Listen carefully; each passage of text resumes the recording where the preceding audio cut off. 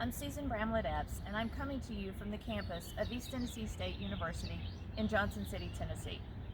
Now, this may seem like a strange place to talk to you about someone who's running for Albemarle City Council, but bear with me, it will all make sense. You see, ETSU has one of the few graduate degrees in the country in storytelling, and the International Storytelling Festival is held just down the road in Jonesboro, Tennessee's oldest town. So I'm here to tell you a story, a love story.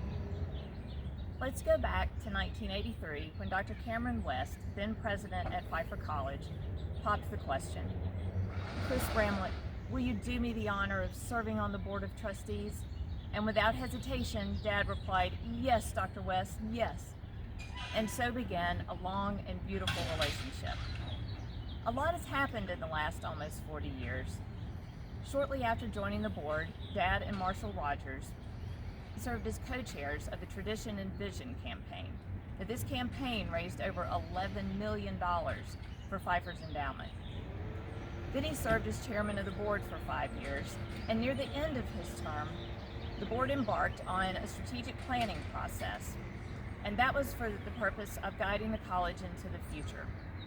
Well, Dad saw what could be, and under his leadership, on May 16, 1996, Pfeiffer College became Pfeiffer University.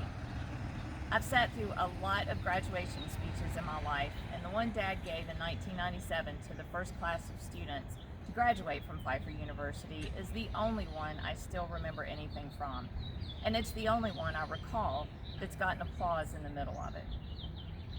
The years rolled by, and call it serendipity or fate or whatever, but it just so happened that Dad was on the Albemarle City Council when Pfeiffer began making plans to start a physician's assistant and an occupational therapy program.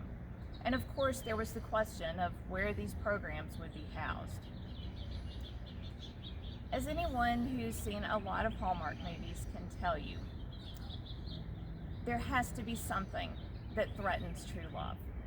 In this case, it was a group of board members who wanted the facility to be housed in Kannapolis or Charlotte, but Pfeiffer president Colleen Keefe was leaning towards Albemarle.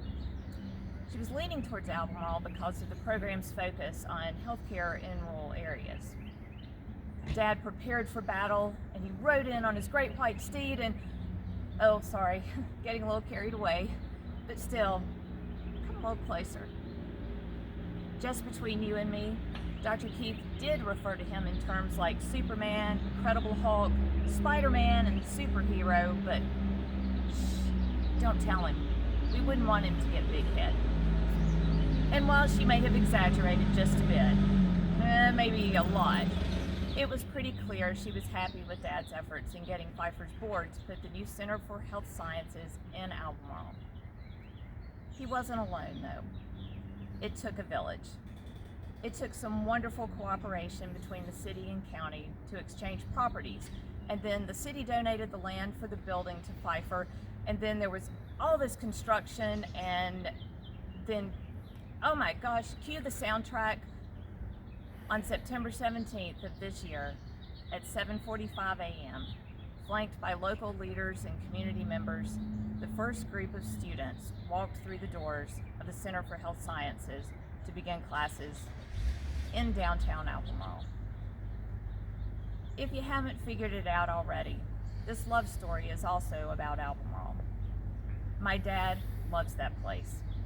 He would like nothing more than to continue to serve the people of Albemarle, to help Albemarle grow and prosper, and to breathe life into what ifs. On November 3rd, you can help him do that. Now go vote for Chris Bramlett and live happily ever after.